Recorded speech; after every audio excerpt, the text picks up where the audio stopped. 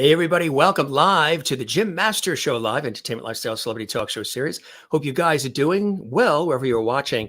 Our next guest, our special guest coming to us live from Austin, Texas, is a music icon, a music legend, the extraordinary Brenda Russell is in the house. Well, not our house, but her house. She is extraordinary, and she has penned some of the greatest songs of all time. Her discography is extraordinary. Her legend is extraordinary. And we are very, very blessed and honored to also share with you that she has new music out after like 20 years. New music is out, and we're very excited to have an opportunity to celebrate that with Miss Brenda Russell. Wait till you see her background. She has gold and platinum records all around. She's going to even give us a little tour of her home. She is a brilliant artist as much as she is a prolific and award-winning, revered, Grammy-winning, multiple Grammy-nominated, Tony-nominated singer-songwriter, composer extraordinaire. She has penned, she is responsible for some of the greatest songs in the last 40 years, which is amazing.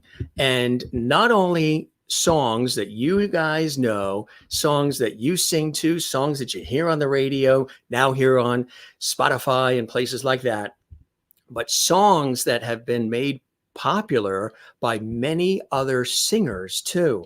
She's got a new song out that's really for the launch of a new album that's coming out. This is What Will It Take, Brenda Russell. And this has been co-created by not only Brenda, but also some wonderful influences from, of course, Roberta Flack as well. And really excited about all of this. You know, this is going to be really something special we're talking about here on the show. How many songs, how many memories do you have of all of the music? I should mention too, with the music and the album, this one here, Quincy Jones and Stevie Wonder, Al Jarreau involved in this. So you know it's going to be hot stuff. This is out now, but there's an album coming as well. So good, so right, the best of Brenda Russell, another fantastic, one of the first. Just taking you through a little discography here of some of the incredible albums. I bet you have all of these in your collection, right, gang? You play them, you listen to them. In the thick of it is another incredible hit. And of course, Paris Rain. And as I mentioned, so many songs, Piano in the Dark. We were just listening to that again today.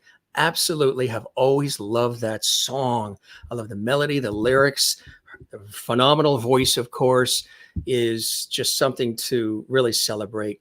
She has penned a lot of music, as I mentioned, for so many of your favorite artists, some still with us today, some unfortunately no longer with us.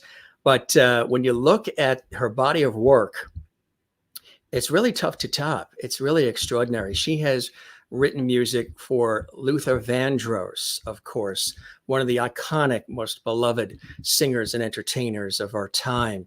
Absolutely. Here's another great one too. Look at this one. Remember this one too? But look at all of this great material that we're showing here. There is Brenda doing her thing. Absolutely. Do you know when she was with Brian, when they were in Canada with her husband at the time, they wrote material with Elton John. They worked with Elton John as well. And also Rufus, Chaka Khan, one of the first songs where they had an opportunity to have an American artist actually do it, which is phenomenal. But of course, Detta Adams, Get Here, one of the great songs that we all love, that penned by our friend Brenda Russell right here. Look at this too. There's a great story or two with Sting. And this, of course, is She Walks This Earth. And we're going to talk about that. She's also penned music for Donna Summer. Again, if she hasn't sung it herself, others have. Tina Turner, who we just lost not that long ago as well. Ariana Grande. I mean, this is an American treasure trove of phenomenal artists that she's worked with, collaborated with. Mary J. Blige, of course, as well. So many incredible artists. Even in the very beginning, touring with David Sanborn, who we just lost, and Billy Ocean as well, another iconic artist. She's also responsible for music in The Color Purple, the musical. And there's exciting news as well, because there is the movie. Yes, there's also this, of course, from the musical, but the musical becoming a movie, which is something really special. If you saw the film, if you saw the musical, if you saw any of this, of course, this was a film, but there's this other material that's happening. I'll let her tell us about it. Matter of fact, she spent some time. There is, of course, Brenda and Spielberg and Steven, of course, and with Oprah. Yeah. Some really wonderful stories and great things we're going to show you and tell you as we welcome the iconic Brenda Russell to our show. Just want to also let you know, as we welcome her to the show, this album, or this song for the upcoming album, has been a labor of love. With the release of her latest single and the soulful and sensual romance, you know what it's like. Brenda not only continues to pave the way for her highly anticipated upcoming album, Song Painter, and that's exactly what she's always been in our lives. Truly an empathetic, compassionate, passionate song painter. It's her first collection in 20 years, and it also marks a triumphant return to the refined classic blend of adult contemporary and R&B and urban jazz that launched and defined the trailblazing 4.5-decade career of, again, multi-Grammy nominated singer-songwriter, composer, Tony-nominated, Grammy-winning, and Broadway composer, of course, Brenda Russell. And this is produced by Brenda with her longtime collaborator, Stefan Oberhoff, of course, working with Burt Bacharach, Quincy Jones, Stevie Wonder, Al Jarreau as well. That's where those names I mentioned earlier sort of come into play, because Stephen has worked with all of them. And also as a co-write by the singer and legendary Roberta Flack. That's right. That's where the Roberta Flack part comes in, who originally recorded the song on her Oasis album. So this is something really special. You're going to love this, folks. I'm going to talk about it and so much more. As I mentioned, she has touched our lives in so many different ways through music that she has penned. And of course, some of the other artists too, the Manhattan Transfer, Patty Austin, Dionne Warwick, Ramsey Lewis, Janet Jackson, Bow Wow. It goes on and on and on. Chance the Rapper. It's extraordinary. So if you heard their music, chances are, wasn't that a Johnny Mathis song? Chances are, chances are, more than likely, it was something that was penned by our very special and beloved guest. She's one of those in our industry, or the industry of music. I'm in television and radio. She's in music that is revered, that is highly respected. And what can you say? She's just loved around the world, and her music just continues to touch our lives. I can go on and on and on, because I've always admired her tenacity, her passion, her can-do spirit, working her way through life and getting it done and inspiring all of us. So we love to talk about those things here on our show. So without further ado, because I can go on and on forever about our very, very special guest, let's welcome her. As I mentioned, take a look at the wall around her. It is something special. The incomparable Brenda Russell is here on the Jim Masters Show Live. Brenda, welcome to the show, my friend. Thank you so much. That was a lovely introduction. I'm trying to live up to that now. Thank you. Oh, you have, and then some, Ms. Russell. This is really absolutely extraordinary. Congratulations on the new music. We're talking about 20 years sort of in the making. What was it about now as a time to release this particular song? And then, of course, with the album being worked on as well. And congratulations on that. Thank you so much. I'm really having an amazing time recording this with my co-producer, Stefan Oberhoff. And we're having a really good time. I bet you are in the studio, yes. Probably the stories that you could tell. What is it about the timing now of releasing it? This is music, the music that you have penned that has touched our lives and continues to, that you're still hear everywhere, is music we definitely need to hear now more than ever. Not only is it rhythmic and everything else, but even some of the slower ballads, it's music that touches the heart, music that touches the soul, and it's coming from your heart and soul and being radiated into ours. And it's absolutely incredible. What is it about now for this song and then the album? Well, first of all, it started with being inspired by the movie coming out, The Color Purple musical. And I thought it would be a good time to come out with some new music as well for myself. So we timed it pretty good, I think. You really did. And I would love to, since you mentioned The Color Purple, the musical movie coming out, because of course there was the film as well, and then the musical. Tell us about, and again, congratulations on your extraordinary involvement in the music and everything that came Tony nominated and everything that came from that incredible, beautiful story. Tell us about how you got approached to be even involved in such a project as The Color Purple. Well, I have to thank my dear friend Allee Willis, because she was one of the co-writers, one of my co-writers, and this is her right here, the Allee. Oh, you have her. Yeah. Let's see that again. Yeah, we lost her, unfortunately, in 2019. Christmas Eve, she passed away and devastated us all.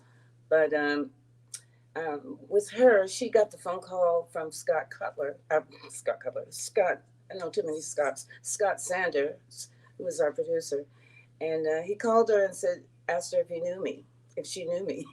And she said, yes, she's on her way over right now. I hear that she's might be good to write this music.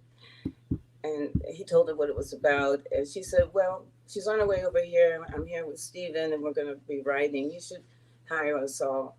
And he did. Wow. He said, no special favors. He didn't hire us, but he agreed to let us attempt to submit music, as a demonstration of what we could do. Of what you could do. And we did it. We wrote 2 songs and produced them like a record. It was like all there because we're from the pop world anyway. So it was easier. And it was just a blessing, the whole thing. So we submitted 2 songs to Scott. And we knew when he was getting it by FedEx. And we were waiting and waiting and waiting. And we're not hearing from him and we're freaking out, right? What's happening? Yeah. The next day he called us and said, oh, yes, I got the music and I played it for Alice and she loves it. She's driving around in her car with the music and everybody loves it and you're hired. That's Basically, unbelievable, it right? was. We had never written a musical, but the thing I want to share with aspiring artists is we had this positive attitude, totally positive that we were going to get this. We had never done it before. We studied what musicals were about and what the slang was. And, we just did a lot of research and we saw all the musicals we could see and read books about how to write a musical. We went to the basics. You dug in, right? Musicals for dummies. That's what we were. And you mastered it. I mean, with such an incredible, highly awarded and revered and beloved musical. And the fact that, like you say, the musical film, which is something very, very exciting. And we do have some wonderful photos there you are with Oprah, right? That was opening night of our film. And it was so exciting. I thought I was on a different planet. Yes. And what was it like chatting with and, of course, knowing Oprah? Well, I love Oprah. Yeah. She's a very special human being.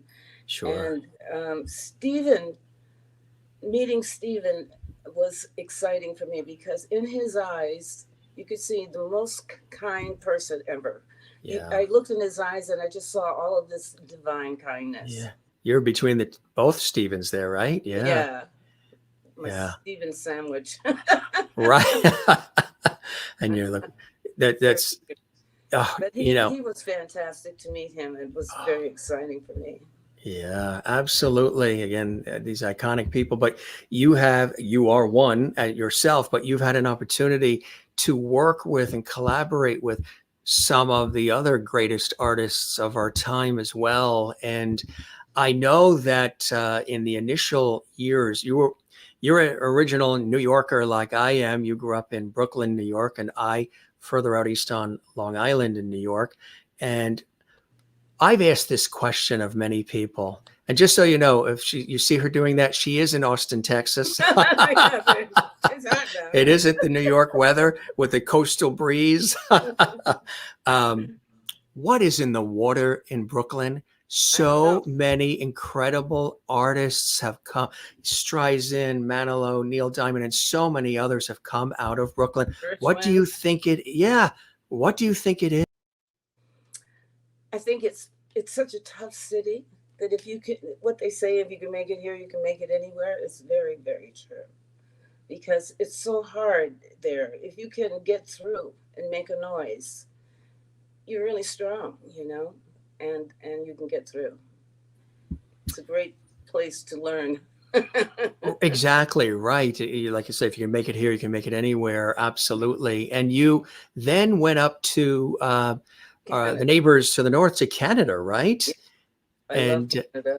Oh yeah, and while up there too, of course, more music and more of you expressing yourself, during the course of the years. And you needed to put the air conditioning on, or she needed to fan you, right? Fan her. Yeah. Get a fan.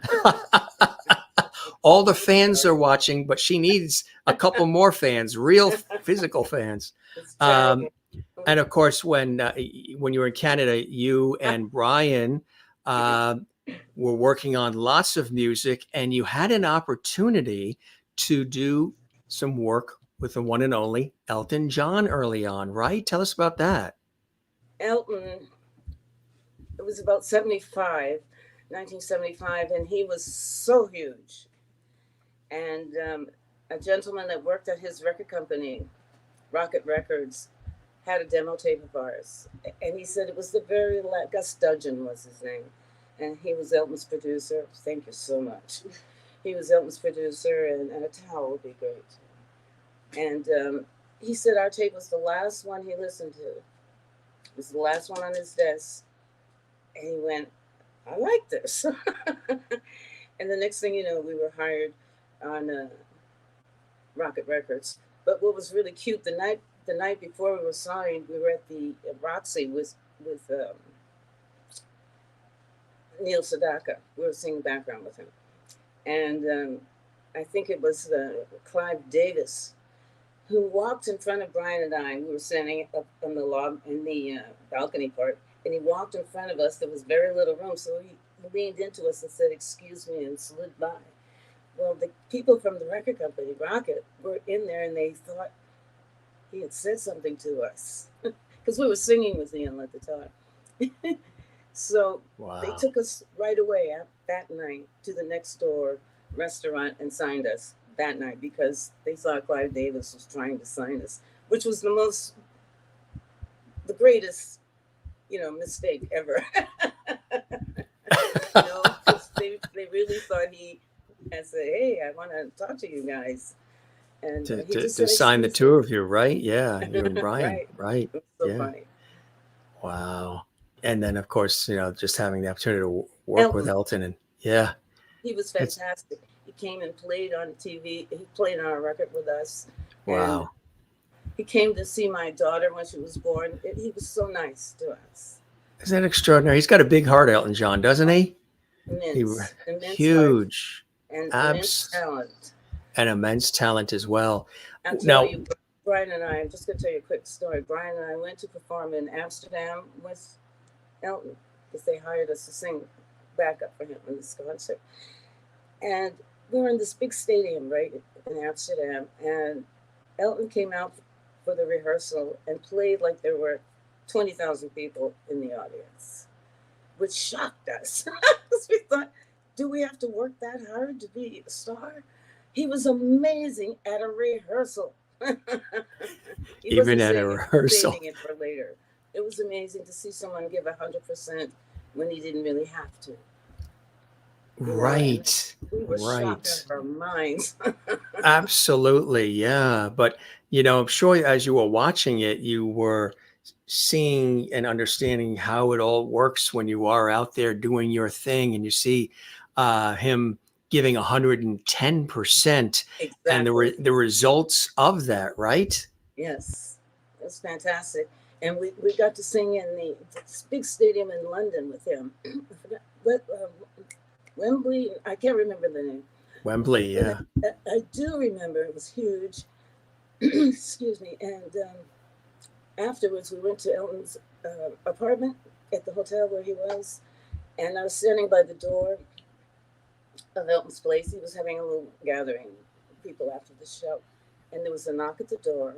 And I opened the door, and there was Paul McCartney, Stella McCartney, and their daughter, and Linda McCartney. Yeah, they were at the door. And Wow.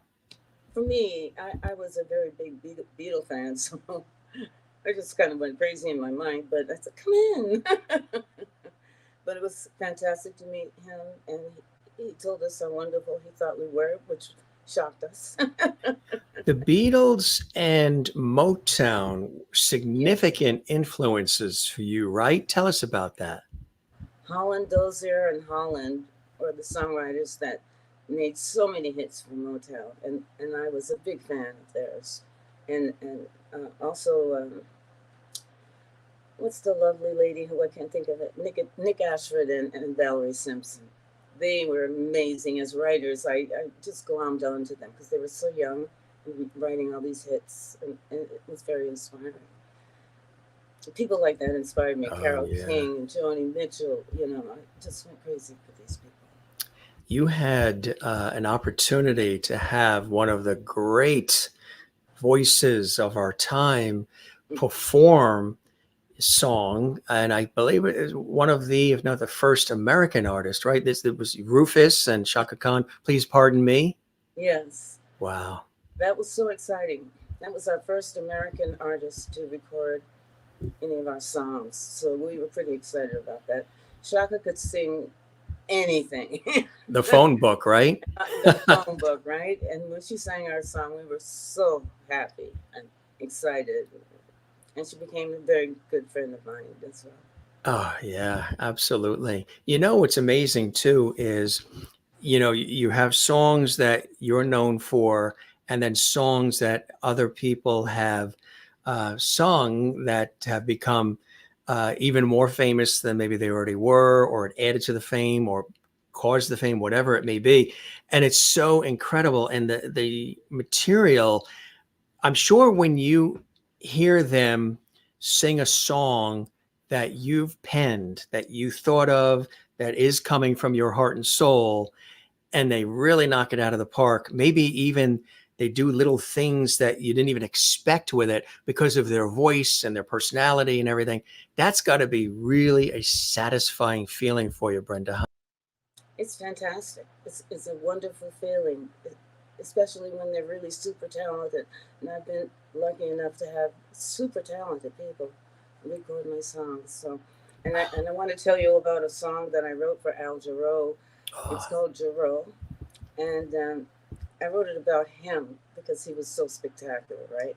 So when I wrote it, I called him up. I knew him. I said, Al, you got to come over to my house now. Bossy person that I am. And he did. And I put the headphones on him of the demo of Jarreau, the song I wrote for him. And he just started crying when he heard his name, because he didn't hear his name right away until he heard his name, and then the tears coming down his cheek. And to me, that's one of the most special moments I've ever had involving a song, someone that I wrote about. So, that's so incredible. yeah. Over the years, you live life, you have experiences, and your songs, again, have garnered so much love and attention. What do you pull from when you pen a song? What inspires you? Are you always observing life around you? Could you be in a little cafe in Paris, or on a subway, or out in a botanical garden, or by the ocean? or in a supermarket and be inspired to write? It's amazing you said a little cafe in Paris, because I did write a song called Le Restaurant, which David Sanborn played on.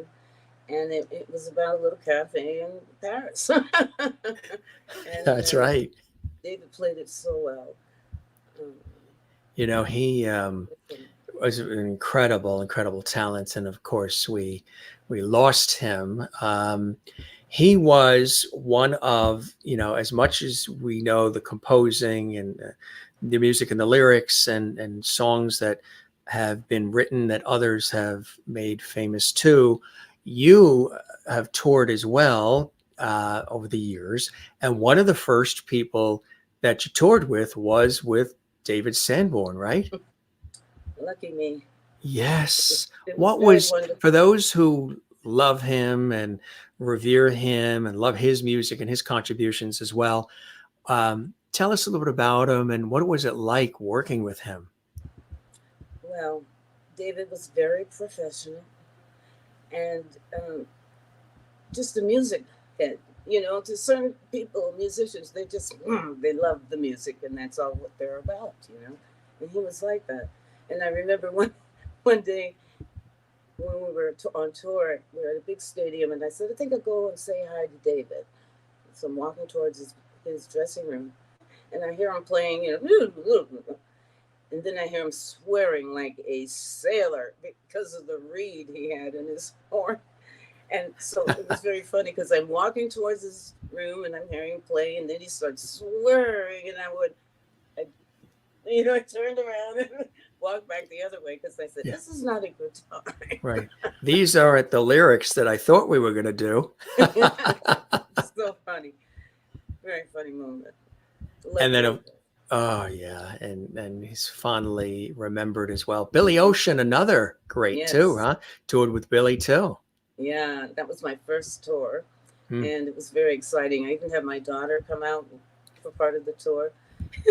And our bus broke down and we were caught in the rain and we had garbage bags on our head, and she's now calling her father going, Dad, we're stuck in the rain. And I'm like, no.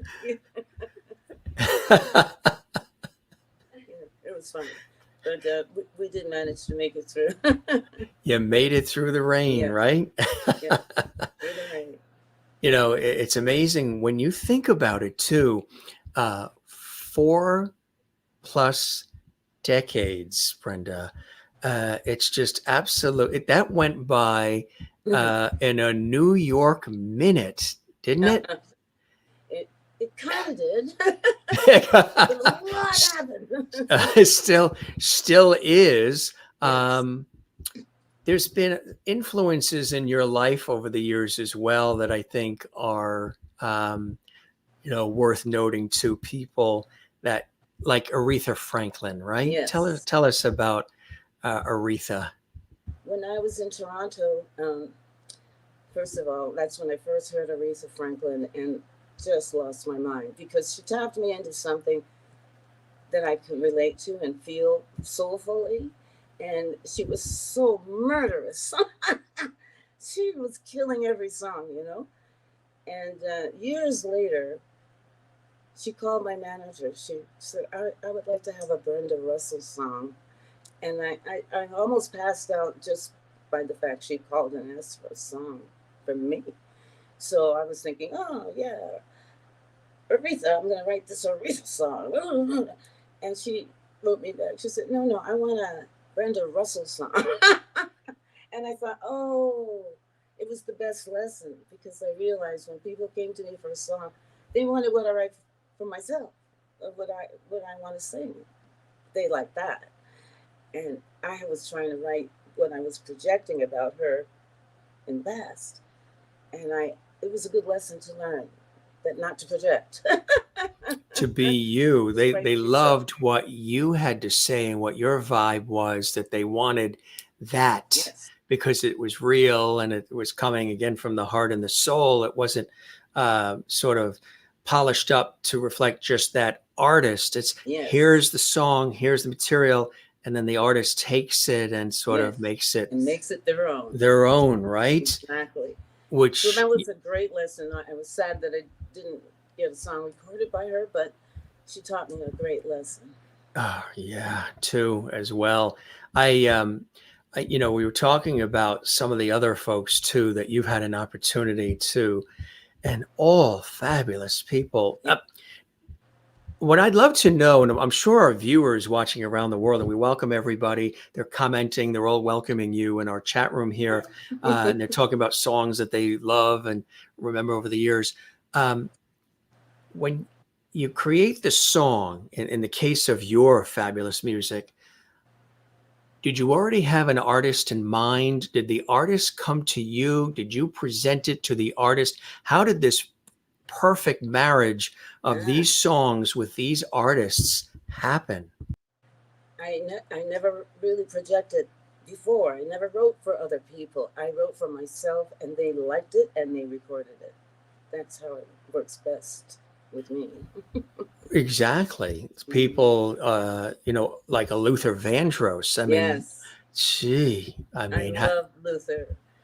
He came up to me like a little kid. Like he was yeah. like, and he was so excited to meet me and Oh, of talk to course. me, and he loved that song. And I think he even got Roberta to do it too. If only for one night. Yes. Yeah. And a fantastic, fantastic song. Thank Um, you. yeah. And when people now hear it, they're going to know, who's responsible for the song itself. But I mean, it's incredible. Tina Turner. Yes. I, you know, Dancing in My Dreams is a song I co-wrote with Kai Fleming and Mark Hawley, and our publisher got it to Tina, and she recorded it, and we just passed out. We loved her so much, Oh, and then yeah. she recorded our song, and they actually got to go to a concert where she sang it live. I wasn't there, but they told me all about it, and it was so exciting. She Now, was a spectacular what performer. I don't know if you ever saw her, but oh my goodness. some of the most epic performers that I think of that are like that, they're just incredibly energetic, always Yes. on fire. Yes. Really, the place lights up. Yep. Tina Turner, Sammy Davis Jr. Yeah. Well, just somebody that he could do it all too, and with a twinkle in the eye and with humor. Uh, Do you know these that my grandfather, you don't know, but was Sammy's godfather? Now, how intuitive that I mentioned that name out of the That's the blue. second time you've done that. Yes, yes, that's right. Yeah. I've been told I'm intuitive. I think it's on fire tonight, Yeah. Brenda. Yes, it is. But so many credits. Donna Summer, Yeah. another She did a fabulous. song called Dinner with Gershwin, that because Yes, I'm a very big Gershwin fan, and I got to write this song, and she recorded it. It's so great what she did with it, and her video on YouTube for it is fantastic. absolutely. Yeah, and of course we can't without Miss Adams here. Get Here. Yes. Phew. Yeah. She pretty Yeah. much killed that song. I was so There was two great things about this song. I'll tell you. One thing is I wrote it in Stockholm, Sweden, when I was there recording, and I was in a club called Cafe Opera, and Jill Sample was there. Someone came over to me and said, "Jill Sample's here," and I'm like, "Yeah, sure." And I said, "No, he really is." And he came walking towards me, and I said, "Joe, I have a song that I'm going to record tomorrow. It's called Get Here, and I would love it if you would play on it." And he said, "Sure, baby, I'll play for you." So he did. He came and played on Get Here, the very first version. And I was just blessed to have him. What inspired you to write that song when you were thinking of Get Here? I had an apartment in Stockholm. It was like a penthouse apartment, and I could see over the city, which is a beautiful city. Oh, yeah. It seems like it stopped during the World War II, because everything has got that 40s Stopped in vibe. time, right? Yeah, so beautiful. And so I was looking out the window, and I either imagined it or I saw hot air balloons. remember which, but it triggered my mind, and I said I should write a song about how many ways you can get to a person, how hard, how many, railway, trailway. You can reach me with your mind, and it became a game for me to write that song. And so I wrote it, and I played it for the first person to hear it. And I said, I think it's the corniest song I ever wrote, but here it is. And I played it for him, and he said, that's not corny. So I went on to record it.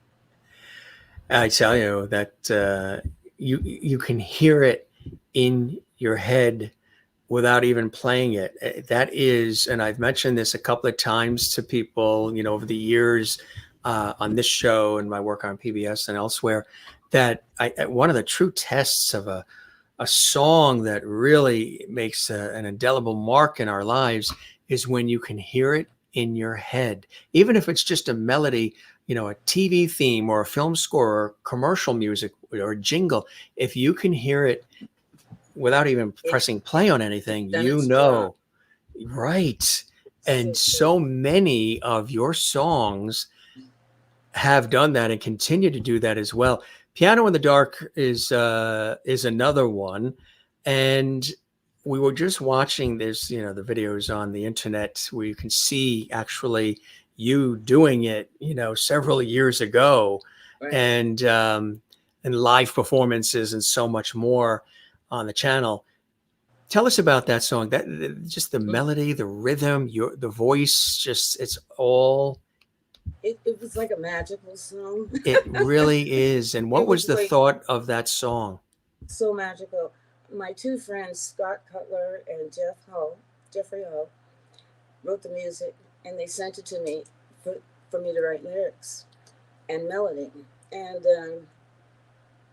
what I do as a writer, I keep a book of song titles. So anytime I hear one, someone talking, and that's a good title, or I think of it myself, I keep a whole book of them.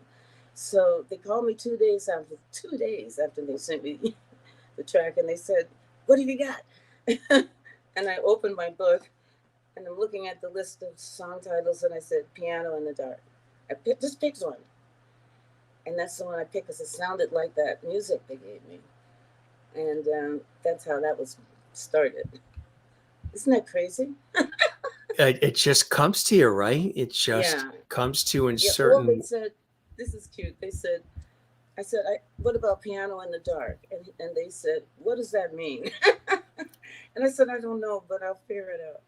I will figure it out. And you did. And it's a song that, again, when you hear it, you can hear it without even pressing play. It's just, stuck in our minds in such a great way. I do want to mention that Get Here became, going back to Get Here, a massive global hit, reaching number 5 in the US and number 4 in the UK. That was so cool. Yes, and you recorded the song as the title track to your 1988 top 10 breakthrough album, which included Piano in the Dark, and a tune that earned Grammy nomination for Song of the Year, Best Pop Performance by a Duo or Group, and Vocals.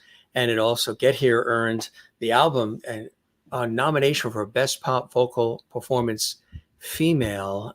You have been, awarded and all these accolades. And you know what it is? It's not why you do what you do, right? It's because it's the love of the music. Absolutely. That's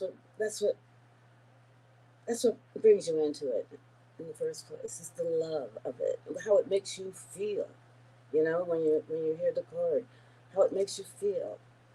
And also, I will say, after you've written a song, the next day, if it comes back in your head, that's also a good sign that the song might live. If you still remember it the next day, it's just in your head, like you said, you remember other songs. That's a good thing. Hey, I can still remember the commercial. I'm a pepper, you're a pepper. Don't you want to be a pepper too? Dr. Pepper, drink Dr. Pepper. That's this thing, right? Did you ever get into any of that? Did you ever get into jingle writing? So. I love jingles. Tell us about that aspect of your career. Yeah, I did that in Toronto. I wrote jingles, sang them. I was part of a little vocal group called Dr. Music, and we did a lot of jingles. And it's fun, actually. And your The most fun voice is writing has them. is yes, right? Your Mhm. voice has been also the background for several other artists over the years too, right? In the background Do you mean? Oh, you mean background on my records, or on what do like you? other people's music as well, like a Yes. session singer in the early years. Oh, yeah. I did a lot of that, from Barbara Streisand to I mean, so many people I sang for. You know, so many. I can't even think of one right now. Well, Streisand is a good one to mention. Yeah, she. I was so dumbstruck meeting her, because I'm also a big fan of hers. So it was very exciting to meet her, and I also loved working with Carol Bear Sager and the diva. Um, uh, yeah. Oh, I got to sing with Joni. I got to sing with Joni Dude, Mitchell. what was that like? Were you It pinching was a yourself? blessing. I was pinching myself all the way to her house, and I had to go to her house and walk in, and we were surrounded by all her paintings and photographs that she's done, and we sang uh, "Raise Dad's Cadillac," "Raise Dad's Cadillac," I think it was called, and I was hoping you'd do a little of something because I your never. voice is like Oh, silk. thank you so much. But singing with her was one of the highlights of my musical career. I just loved her so much. Her creativity is stupendous. I can imagine the moments that were created together. Another somebody that I know you've always admired, and somebody that you've had an opportunity to work with, and it's a great song um, that you had an opportunity to create, working with Sting. Oh, And yes, and love she it. walks this earth. She I think that's also about you, Brenda Russell. She walks this earth, and we're so blessed that she does Oh, with thank all this you. music. What is it like? What was it like working on that? She walks this earth, and anything It was Sting. spectacular because my friend Jason Miles, who's the producer, was producing an album for Yvonne Lins, who's a genius composer, singer, songwriter from Brazil. He was doing an album, and there was this one song that Yvonne had that needed English lyrics, and Sting was going to sing it. So he called me and asked me to write these lyrics in 2 days. 2 days. 2 days to write them. I said, okay. I never say no. I want to encourage all you young writers out there, never say no. Even if you fall down flat on your face, at least you tried. And so I wrote the song in 2 days. The first thing I did was say a prayer because it was so important to me for this song to be great, because I love Sting and I love Yvonne, the two of my favorite artists on this planet. So I knew I had to bring it, and he loved it, and we recorded it, and he won a Grammy for it. That was pretty cool. I was going to say, not only do you have your own and a beautiful wall of fame behind you, but your music has also resulted in epic awards for some of these other phenomenal talent, which is again another testament to your incredible talent. Mary J. Blige, another. Oh yeah, I love her. Yeah. She's an incredible performer, Yeah. and she used one of my songs, sampling one of my songs. But when I actually met her, she was singing with Sting the day I met her, Mm-hmm. and I just grabbed her hand and said, "Whatever you're doing, keep doing it, because you're incredible, you're beautiful, and just know that." And she cried when I told her that, and it just really touched me. That I touched her that deeply that she just cried when I said that. And those are the nice things that happen in this business. I think anybody that hears that from somebody who has been doing it for all these years and doing it the right way and in a compassionate, loving way, and with respect and honor and everything that you've done and you represent, to hear those words, I think The Rock would cry. I think anybody, I think anybody, the most stiff person on the planet would be in tears. You know, the most gruff person on the planet would probably be in tears if Brenda Russell, with that soft tone that you just said it in, you've got this. That I think would be it for just about just about everybody. Another, and this is just really the short list of incredible people: Ariana Grande. A marvelous talent, just beautiful. And I was so happy that she chose my song for her first single to sample a song I wrote called "A Little Bit of Love," which was sampled by quite a few little hip hoppers. Right. Exactly. Yeah. Now, your parents, was it your mother a writer and your father a musician? Yes. Tell us about the influences within the family that might have sort of got the ball rolling early for you. Well, my mother was a great songwriter, but at a time when Black women weren't really writing songs too much. No, they were writing them, but they weren't being heard. Let's put it that way. But she was feisty, and she always wrote. And I thought all moms wrote songs because my mom was always writing. And I would go to school and say, "Doesn't your mommy write songs?" And they're like, "No."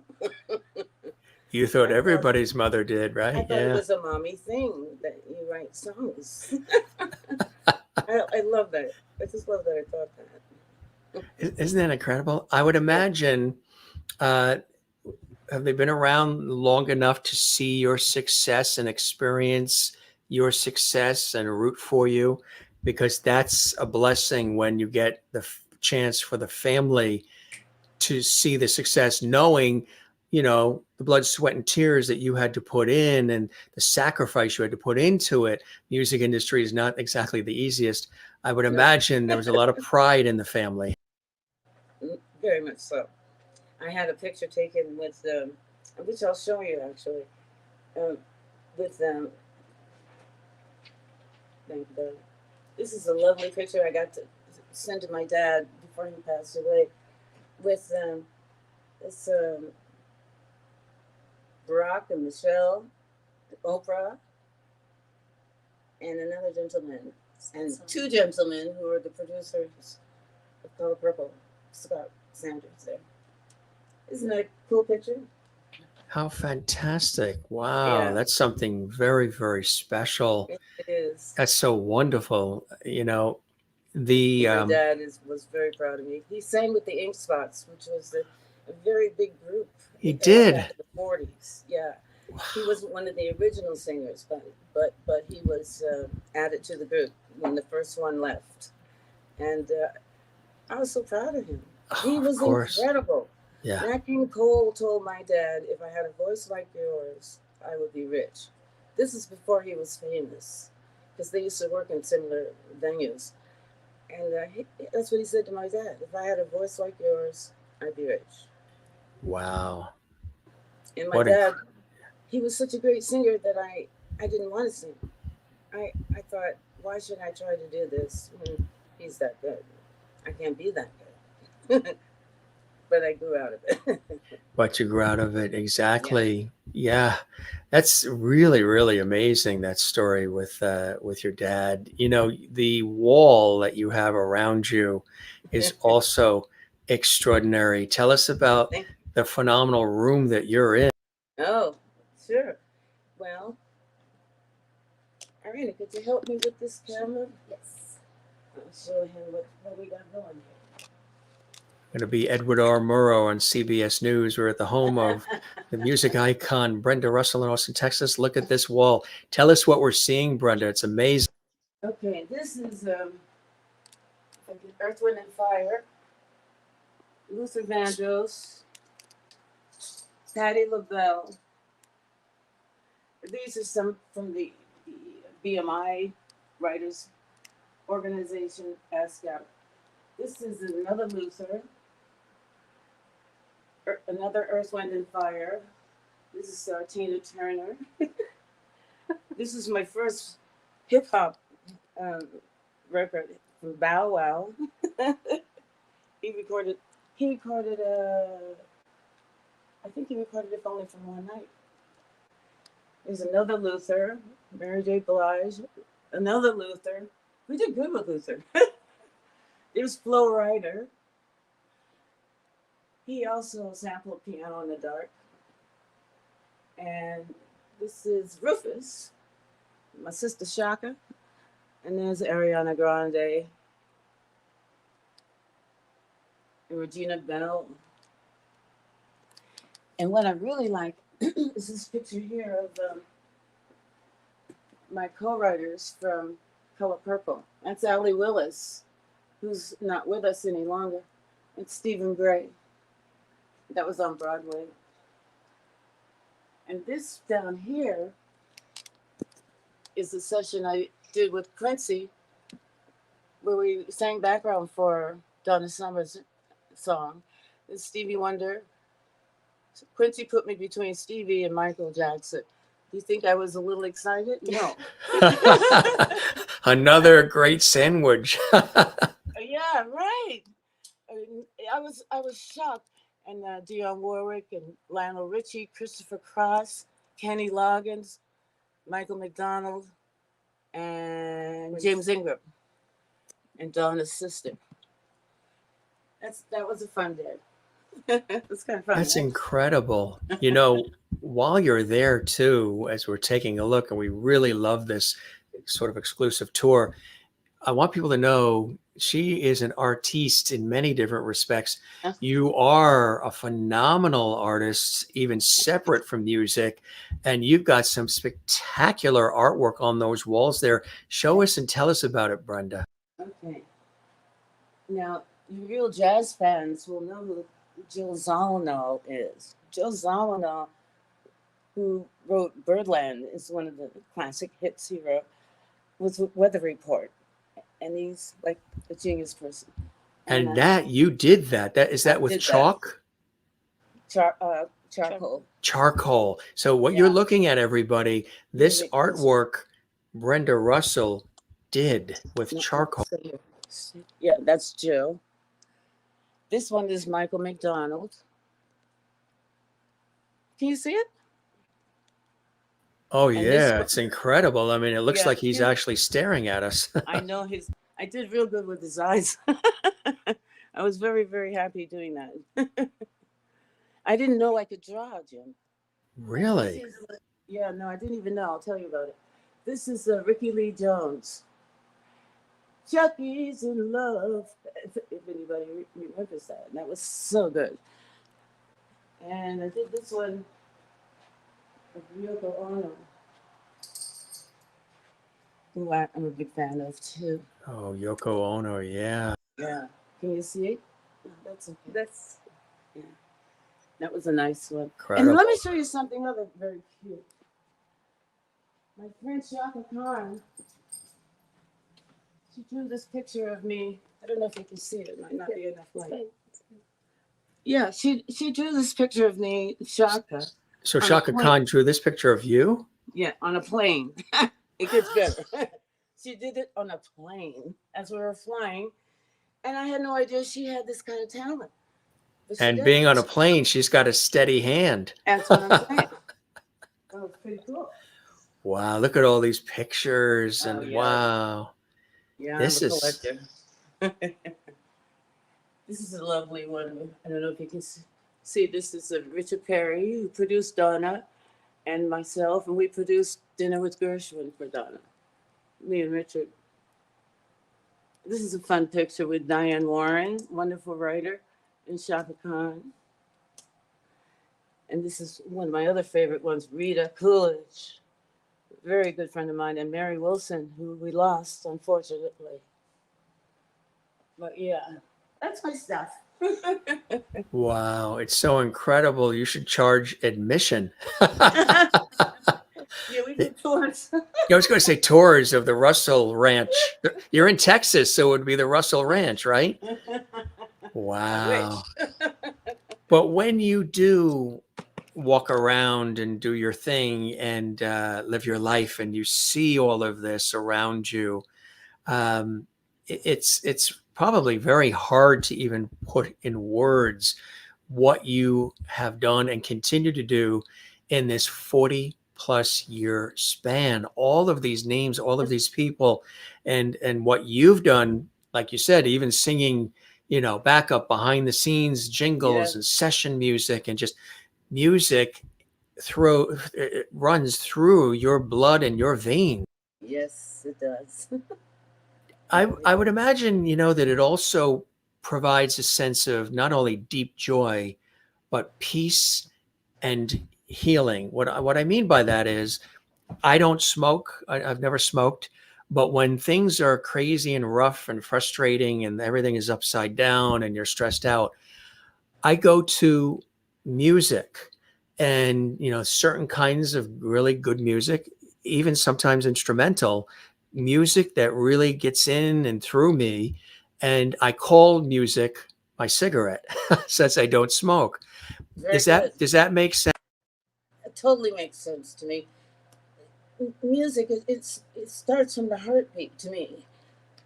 That was the first beat we knew. Boom, boom, boom, boom, and that it's a magical thing. It heals people. To create music heals. It is very true, because you know yourself. You could be in a bad mood and you hear a song and you're up and dancing all of a sudden. That's what music does for you. It's a beautiful thing. It absolutely is. And again, to have an opportunity to share it in the way that you have, and all of the music that you continue to share. You showed us on that beautiful, glorious, shiny wall behind you. You mentioned Earth, Wind, and Fire. Yes. And a dear friend of mine, or actually two friends, who are going to be coming on our show. We're working on some dates for them. They just sent me a CD of some spectacular music that they recorded in the studio. They are in the studio recording while they have a little TV up in the studio, and they're watching this right now. And again, they're dear friends, and they're dear friends of our show. And they are Larry Dunn from Earth, Wind, and Fire, and of course, lovely Louisa. And they just recorded some great music. And they both said they send their love and hugs to you. They're watching. And I told them that you were going to be on, because I knew the Earth, Wind, and Fire connection. And he texted me back and he said, "Oh my God, we're recording in the studio right now, but we're going to get a TV in there. We're going to watch, or actually in this case, the computer. We've got it on the computer, but please send Brenda our love." From Larry Dunn from Earth, Wind, and Fire, and Thank you, Louisa. Larry. Isn't that nice, huh? That's beautiful. He's a sweetheart of a guy, isn't he? They both are such nice people. Very much so. I love them. Yeah, another great iconic group, Earth, Wind, and Fire, and all the music that they're responsible for. I mentioned too that, and I encourage our viewers to go back in the archives and see some of the other amazing people who've come through, like Florence LaRue and Frida Payne. But the Pointer Sisters, we had Anita Pointer and Ruth Pointer on the Jim Masters show. And did you get a chance to mingle with them through the years at all? Absolutely, I love them, and I think it was Anita actually recorded one of my songs. I loved those girls. They came out and blew our minds. How fantastic they were, their harmonies and the style they sang, and I loved them. Now, when you said that, I think she recorded one of her songs. I'm like, who hasn't recorded one of your songs? I think my fifth grade teacher probably recorded one of your songs. I mean, everybody has, because it's incredible. It really is spectacular. It blows me away. When you stop, not that you have time to, because you're always busy, but do you ever stop and pause and say, "Holy cow"? I mean, just, you're the songwriter, also a fabulous singer with an amazing voice, tremendous composer, great talent, lyricist. I would imagine there are moments whether maybe you're walking through the house or you're just hearing the music when it comes on the radio or Spotify, whatever. And you pause a little bit and you're like, did this really happen? Did all of this is kind of like we had Tony Orlando on the other night, one of the nicest guys on the planet as well. And he just did his farewell concerts in Vegas, Atlantic City, and the Mohegan Sun. And when he's been on like 3 times on our show, and he was telling me how, he for him to wrap the stage performance, because it's grueling with the touring and everything, especially now with all the flight cancellations and spending hours. And I was stuck 10 hours in Baltimore at the airport when I was on a TV shoot, 10 hours overnight. So with all that going on, he's writing a memoir, he's doing a screenplay, so he's spending time with his family. He's in Branson, Missouri. But he talked about it being a fairy tale, the whole thing being just an incredible fairy tale. And the fairy tale ending with the whole, he did a 3.5-hour concert nonstop. Dawn, Thelma, that they came, and all these they showed up, and all these fabulous artists and everything. It was really terrific. But he was talking about it being a fairy tale, and something else he mentioned too, which I thought was cool. And I'm sure you can, because you're so down to earth and you're so real with all of this shiny hardware around you. You're still very affable and approachable and empathetic and a loving person. He said that, fame is, and now this is Tony Orlando, like you, the heights of the heights. It's sort of a mirage. Don't get too wrapped up in the word fame.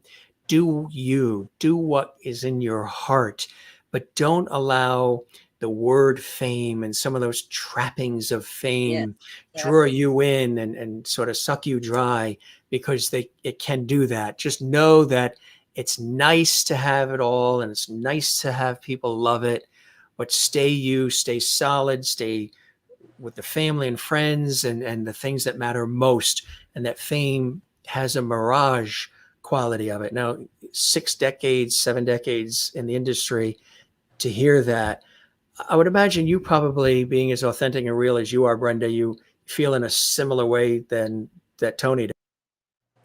Yeah, I think I do. You have to know who you are and hold on to who you are first, and then that kind of guides you. I myself am a very spiritual person. So when I am, for instance, writing a song or something, I consciously tune in to a high vibration, like the highest vibration that I can get to write. Because it comes, I always say, the music comes through me, not from me, because I'm like a conduit. And I learned that when I was 19 years old, wrote my first song, and I thought, I don't know what I'm doing, and crying. I don't know if I'll ever write another song ever. And then it's like God said, it's not about you. It's not you writing this. It's coming through you. You're being inspired. Don't get it twisted. That's a beautiful way to be. You are like a facilitator of this energy that's inspiring you, and it flows in and it flows out. Yes. That just triggered a question. We had a couple of times, and another sweetheart of a person, and Melissa Manchester was on. Friend. Yeah, she's you've done things with Melissa too. Yeah, and I love Melissa. Has she sung your music too? No, she's got her own music. I couldn't even spit it out. I'm so tongue-tied about it all, the amount of people who have. I asked her this question, in terms of like what inspires her. How is she inspired to pen some of the great songs that she's penned as well? And she says, Jim, it's really interesting, because observing life and living life can do that as well. But she said, I could be, waking up from a sleep or sitting on the couch or what have you, and something will come. I could wake up from a dream that I've had, and it's very strong and powerful. And then I said, then what do you do next? She said, I immediately go to my piano and I have a tape recorder there. I press record and I just start playing, and whatever's happening, conduit, facilitator, Yes. whatever mishmash is coming through me, I'm Yeah. just recording that and saving that. And then I will listen to it again. But Yes. the main thing is I'm capturing it as it's Yeah. happening fresh, That's because if I right. wait, it'll It'll be gone. dissipate, it'll weaken. Does it work the same way for you as well, Brenda? Absolutely. She's so smart to do what she does, because I also keep a recording, my phone close by, because I have ideas and then I just sing them into my phone. It's really cool to have these gadgets, but it's something just comes at any time at all. So 20 years and a new song, and then the album coming. As I mentioned, the time was right now for this, right? The time, I mean, tell us Yes. about what will it take, because that phrase for you is a question with all of this success you could have asked yourself when you were a teenager to do what you want to do and be that conduit of the love and energy and the great music, and to share it with the world and inspire and entertain all of us and make us feel so good. What will it take? I think you've Yes. sort of figured that out, but tell us about this song and what it means to you, and why so many of us will thoroughly enjoy it. I got to hear it, and it is epic. Thank you. I'm so glad you enjoyed it. It touched my heart because I started writing it 30 years ago, and there's a lot going on in the world at the time, and I was writing about what was happening. But come now, and come the release of the Color Purple movie, I thought this is a good time to record, so I brought this song back. What will it take? When I had written it, I took it to my publishers. They had no idea what I was playing. They were like, "We don't get this, Brenda." I'm like, "Okay, thank you. I'll take it home." And I'm so happy that I have it now, and people have really enjoyed the song, and that's what makes me happy. And I even have kids singing on it, which I have done in my career. Love kids, and my granddaughter is singing on it. Oh, that's cool. They're joys of your life. Is it 3 grandkids? I have 3 grandkids, yes. There's the joy in their life too, right? Yes, absolutely. You mentioned something very important. You said that this was 30 years and at a time when things were a little crazy then, and how they are now in many aspects of our lives, the things we've gone through the last couple of years, the things So much we're worse. so much, even earthquakes, tornadoes, and solar eclipses. I mean, everything is coming, pandemics, all these things are coming at us at once. What will it take to be kind and empathetic again? Yes. To hold the door for somebody, to show respect, to come Yes. together, to take the loaf of bread and take a piece for everybody and share. What will it take? I think the timing for a song like that from Brenda Russell, once again, 30 years later, couldn't have been more ideal and more needed now. Yes, it actually is more needed now. Because the things that are going on are much worse than when I wrote this song, Horrible things are happening on the planet. We've got to stop it. Yes, and music is, hey, look what We Are the World did. We Are the World. I mean, another great one. But just the coming together, the people bringing. Love that. People love if it's a good song, it's not too corny. People love it because they really do want to be together. What else is there? Yes, Larry and Louisa Dunn for Earth, Wind, and Fire are watching. Hi, Larry. Look, they said, there they are. We're watching. Much love to you both. Thank you. As they're in there, and they're saying amen to what you just said as far as what will it take, and everybody being together and you being a facilitator of this love and energy. Yes. And Austin Field loves all the pictures on the walls. It is like a museum. She could charge if she runs out of song ideas, she might charge admission. It'll be the Russell Ranch. I will MC, and then she will do the tour. And your friend that's fanning you and doing the air conditioning and handing the pictures, my beautiful assistant, she'll collect the museum admission.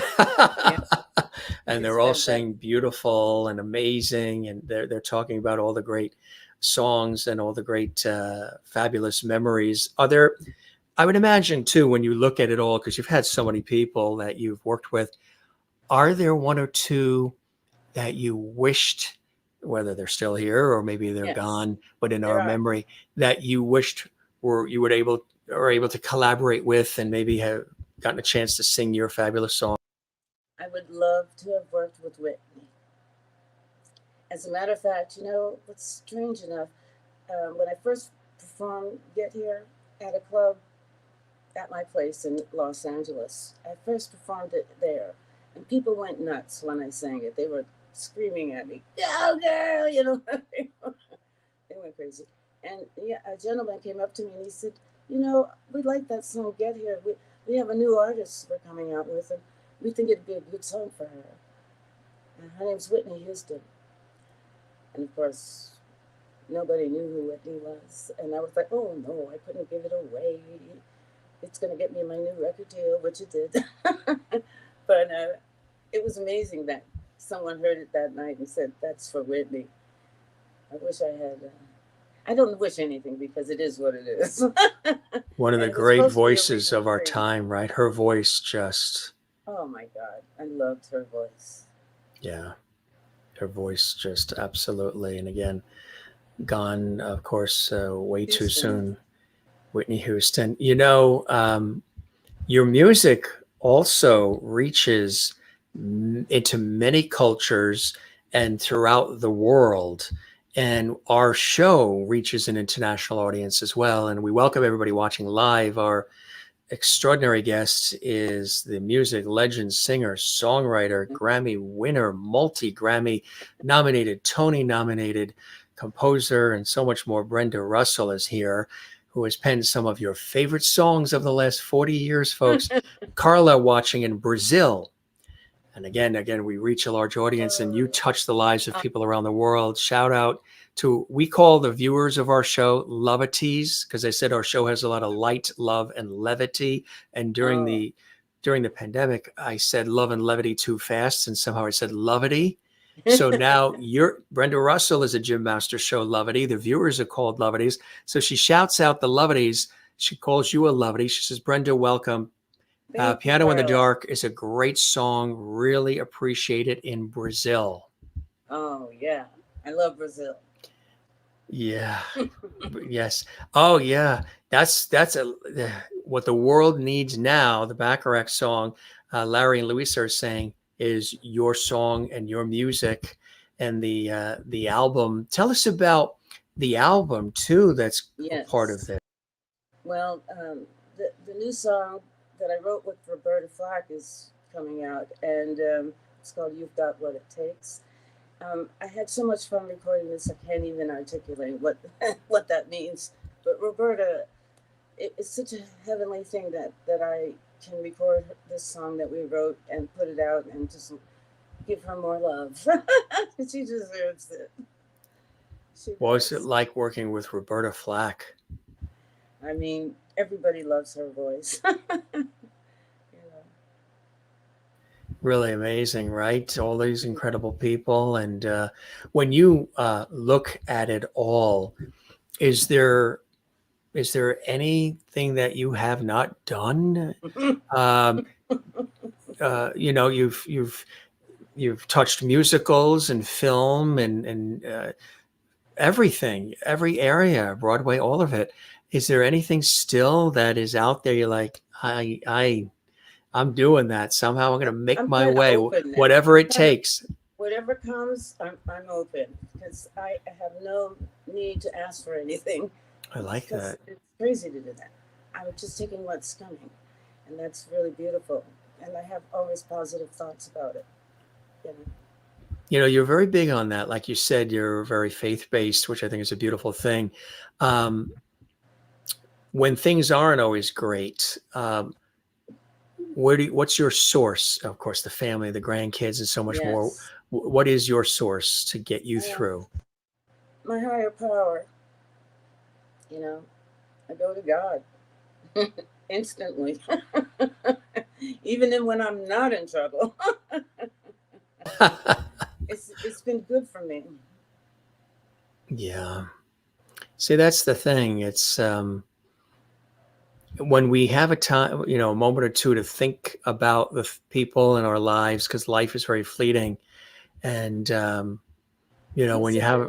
yeah, and when you have a moment to cherish, like Cool and the Gang sang, cherish, you know, cherish those moments and Yes. cherish those times. It makes it a richer experience. Did you ever think it was going to turn out like this, Brenda Russell? I hoped it would, but I didn't know, but I hoped it would, because I always shot for the stars or the moon or the sky. You know, I always shot for the highest thing to achieve, and still do.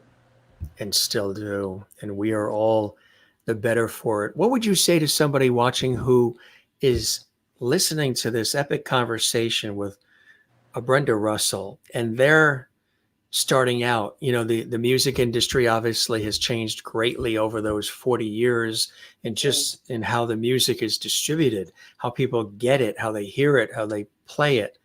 I mean, I still have my Onkyo stereo system from 1982 with the big Oh. speakers. I still have all that tape decks and boom boxes.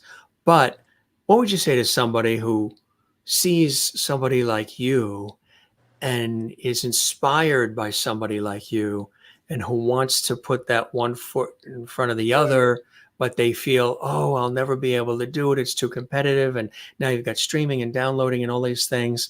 I'm not in the heyday of it. What would you say to somebody like that, maybe watching, who is considering putting their foot into this very interesting, demanding, but fabulous industry? Yeah. I would say try to be as authentic as you can with your sound, because everyone is gifted with something different. Everyone. You know, and if you happen to be musically inclined, just got to hang in there and put your best foot forward and think positive and surround yourself with people who believe in you. You know, you need a support system in this business. How do you, when you look at it, how do you explain your success and tenacity and ability to still be in it all these years? Is it that love of the divine, love of God Yeah, and family love and friends, and people. keeping grounded? And That's a yeah, huge part of it for me. You know, yes, I just love people. I'm inspired by people and things they say. So I'm always listening. yes. Be careful around me. You know, it's great. I love your laugh too. You've got a great sense of humor. And Everybody that's the other does. thing. I keep saying music and laughter are the two big healers. You got to Uh-huh. laugh because life is nutty. You got to laugh and get some music going in your house. Those Absolutely. things sort of really lower the blood pressure, don't they? Yes, absolutely. It's so important to surround yourself with that.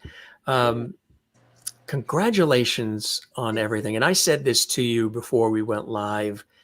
Thank you, thank you, thank you. Sometimes, you know, I don't think people who do what you do in terms of this incredible trajectory of sticking with it, what will Yes, it take?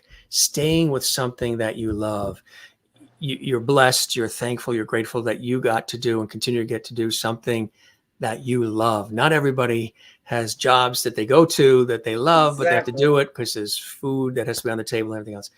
I And say that all the time. it's so important, right? We're sort of the blessed ones to do work that connects with people, inspires people, and work that we love, but also reflects who we are as people. Yes. And thank you so much for all of the love, your soul, your heart on your sleeve, and all of these decades of incredible music. And I wish you and then your family nothing but continued blessing and joy, and congratulations on the new music. We'll be looking for the album, of course, the film musical of The Color Purple, and just everything that's going on and everything that you've done for, living your dream, but taking us on the ride with you, Brenda Russell. Really, absolutely spectacular. This has been a true honor, privilege, and pleasure.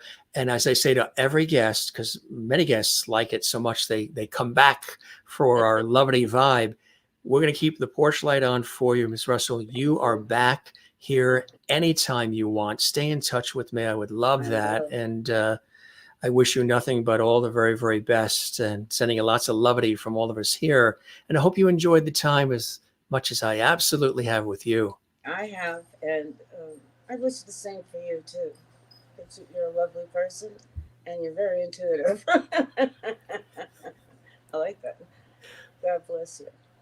You as well. You as well. I hope you felt welcomed here and comfortable here to share. And you've shared so much, and we thank you so very much, Brenda. And thank your assistant as well for fanning you.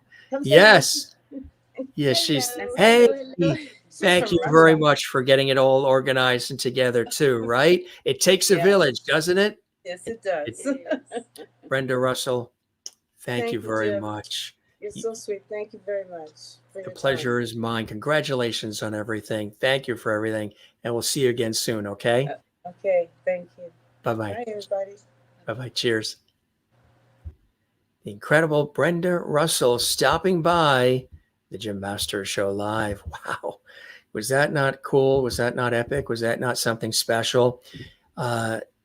Just take a look at her body of work. Google whatever you have to do. For some 40 plus years, she has been on the scene, in the studio, on stage, doing it, nailing it, knocking out of the park. Her incredible, what I love too, is the fact that she shared that there's a higher power. She's the conduit of the energy. It flows through her, that it isn't her, it's the energy that inspires her to create all this music. Music, again, that some of the greatest artists of all time have sung. They sang this music, and it's just, I'm laughing because I can hear all the songs in my head, Piano in the Dark and Get Here and so much more. And here she is, 20 years, and she has new music out, and we're very, very excited about it. What will it take? And, I love this story. Now you know what it's about. 30 years ago, doing this and having it then when things were a little crazy 30 years ago, and now when things as crazy as they are today, this is out. And if you would like to have an opportunity to get it, of course, all those great places. Her music is on Spotify and iTunes and all the streaming services. I'm talking decades of music. And as you know, as I mentioned too, which was kind of cool, she's worked with Elton John, David Sanborn, Billy Ocean, a voice in the background of Barbra Streisand, and so many others. So not only has she been in the forefront on stage and in the studios, but also session singer, music for Broadway. Just wow, cool stuff, right? And we just want to say another hello to our friends Larry Dunn and Louisa Dunn from Earth, Wind and Fire. Another, if you don't have Earth, Wind and Fire's music in your collection, your collection is boring. You got it. They are the sweetest people. They're dear friends of our show, dear friends of us. They're watching right now. They're in the studio recording. They sent me some new music that I got a chance to hear that we listen to all the time. And they're big fans of our show, and they're watching right now. And they have been sending their love in our chat room. We were talking about some of the incredible people that Brenda Russell has worked with. And again, just look at the discography. It's incredible. I want to let you know too, there is the website. Make sure you check that out. She's got a fresh, new, updated website, BrendaRussellOfficial.com, and also the Facebook and Instagram as well is the same thing, Brenda Russell Official, without the .com for the social media. So check that out as well. And I would love to have played a little piece of the song, but with the copyright and YouTube and all that, it gets tricky. But that just gives you an opportunity to go out and enjoy it and get it. And again, her involvement with the color purple was really, really something very, very important with the music and the lyrics, and working with all these incredible people, as I mentioned, and so many more. This is just scratching the surface, folks. Ariana Grande, and wonderful stories about Tina Turner and Donna Summer, and her love for working with Sting as well over the years, Billy Ocean, David Sanborn, who we just lost as well. And of course, this great album. We showed some of these in the beginning of the show. Check out, as much as she has written music that other people have, gloriously sung over the years, make sure you pick up some of her music as well and add it to your collection, because her voice is incredible. Not only her singing voice, but her speaking voice too, isn't it? It's very melodic. It's very soothing. Yeah, she is an international treasure, folks. She really is. And what a blessing to have her on the show, talking about stories and working with the beloved Luther Vandross, who she admired and loved working with so much. And there she is performing too as well. And just, I know, sort of soul talking. There's more. Just taking you down memory lane here, working with Elton John. And of course, Please Pardon Me, that song she penned for Rufus featuring Chaka Khan. Fabulous entertainer and performer. Of course, Dana Adams, Get Here, that was penned by our friend Brenda Russell, and so much more. I can hear the opening chords of Piano in the Dark in my ears. Just love that song. And there she is with Oprah, as we mentioned, and the two Steven Spielberg as well. And I hope you enjoyed this episode with this iconic, fabulous person. What's wonderful? What I love about conversations like this on our show, talking with people who maybe they're well-known, they're celebrities, they're incredibly accomplished and awarded. She gave us a personal tour of her home. She opened up her home to us. She picked up the camera and she took us through, taking a look at all the gold and platinum records on the wall and the awards and accolades, but also photos with other legends that she's worked with, and then also to her artistry. If you missed any of this, you joined us late, don't worry. We record and archive all of our episodes of the Jim Masters Show, Entertainment, Lifestyle, Celebrity Talk Show series, so you can see them here on YouTube at Jim Masters TV. So make sure that you go back in the archives and binge the hundreds of episodes that we have, as we're celebrating our 4-year anniversary here on the Jim Masters Show Live. 4 years already, and almost 1,200 episodes of the Jim Masters Show, which I too can't believe has existed this long. And if you're just joining us for the first time and you're like, who's Jim Masters? Well, I've been doing this work professionally in television and radio, nationally and regionally, and international work as well, and locally on TV and radio for quite a long time. TV, radio, film, and stage. So this show grew out of my years, and I'm still on the air. I work in television. I'm still on the air hosting shows and everything on TV and radio. But this show I wanted to do, I started it during the pandemic. I whisper that word because YouTube goes crazy when you say that word. So I'm trying to not say it too loud. That's why we started this show for all of you, and it's been really glorious. Again, BrendaRussellOfficial.com is her website. If you enjoyed this episode, come see us again. We would absolutely love it, love it, love it. If you really enjoyed the episode and all the ones you do, give this episode a thumbs up like. There's a thumbs up button on the YouTube channel. It's an up button that points up. Make sure you click that one. Click like, subscribe to our YouTube channel. It doesn't cost anything. It's Jim Masters TV. The channel is Jim Masters TV, and the show is The Jim Masters Show. And also leave a comment for us, even if you chatted in our JMS Levity Hall chat room, which we love. Leave a comment on the actual YouTube channel underneath the episode. That helps us grow even further. And share the link to this episode from the YouTube channel on your social media as well. It's archived and it's there for you. This was fun, wasn't it, gang? Absolutely. And she was open and real and engaging and fun. And I really, really, really love this. And let's take a look at a couple of our comments here coming in from our lovely viewers. Great interview and conversation. Jim, thank you. Linda Johnson for watching us as well. Carla in Brazil, we showed your comment to her, to Brenda. And thanks, Jim. Another fabulous episode as always. You're great. Thank you for watching us and sending a lovely Carla. Carla's been with us a long time. She's a long time faithful, lovely, and fan of the Jim Masters Show. We love her. Watching in beautiful South America in Brazil. Brazil is a place I haven't been to yet. Brenda, I believe, has, and we got to get there. It's a beautiful, beautiful country. Kathleen Walker, she's a trooper. She is one of the original Lovities. Kathleen Walker was a Lovity before I even started the Jim Masters Show, because I know her. We're great friends. Kathleen Walker, thank you very much. Super sticker.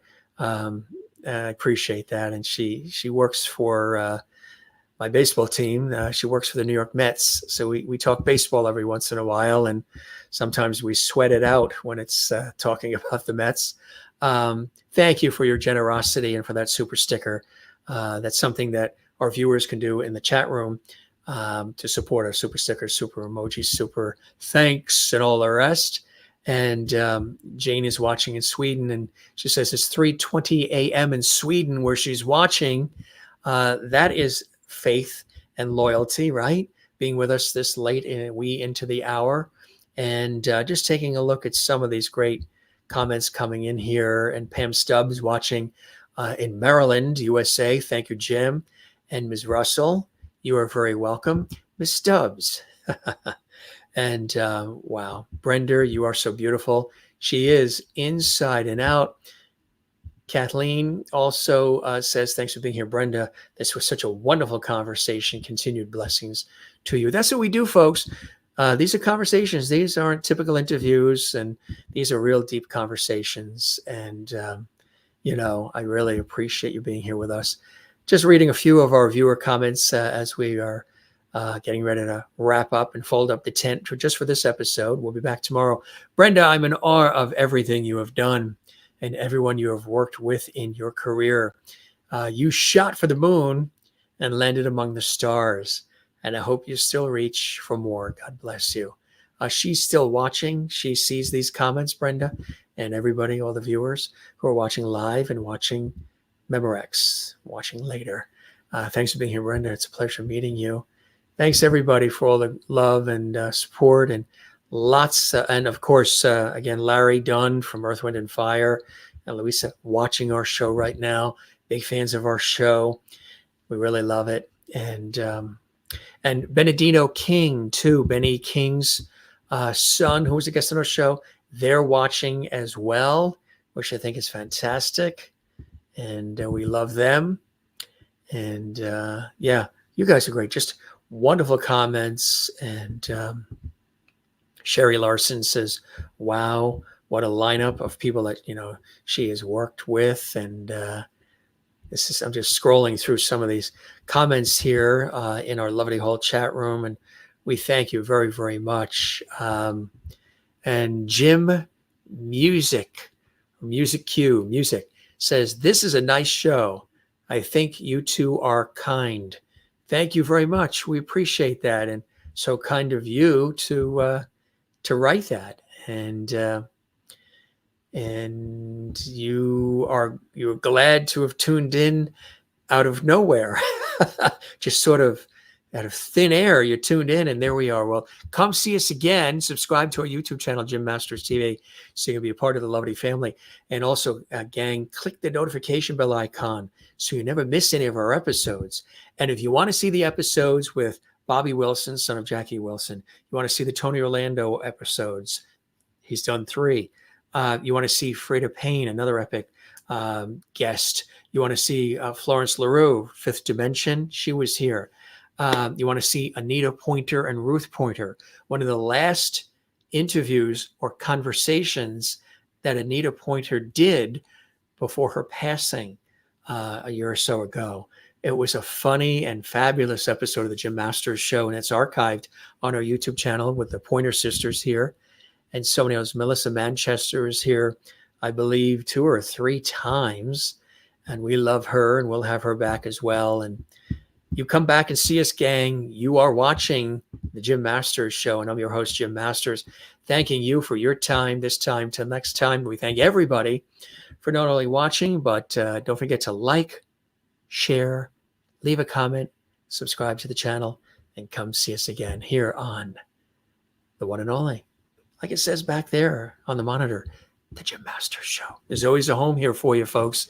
If this is your first time here, I'll be here waiting for you. Love doing the show for you. We're having a good time. It's a heck of a lot of work. If you only knew what it takes to put these shows together, these epic shows that aren't just 10-minute shows or 40-minute shows. A lot of work, but we love it. And we love all of you. Don't forget to love one another. Take care of one another. Don't forget to love yourself and spread that like Brenda Russell does. Share it with the world and come see us. And the great archives. Yes, our archives are really fabulous, right? The Jim Masters Show archives on our YouTube channel, Jim Masters TV. Check out all the episodes. You be well. Jim Masters, thanking you for your time this time. Till next time, here in Lovely Hall at the Jim Masters Show. We'll see you again. I'll be right here waiting for you. Be well. Thanks for being with us. Cheers.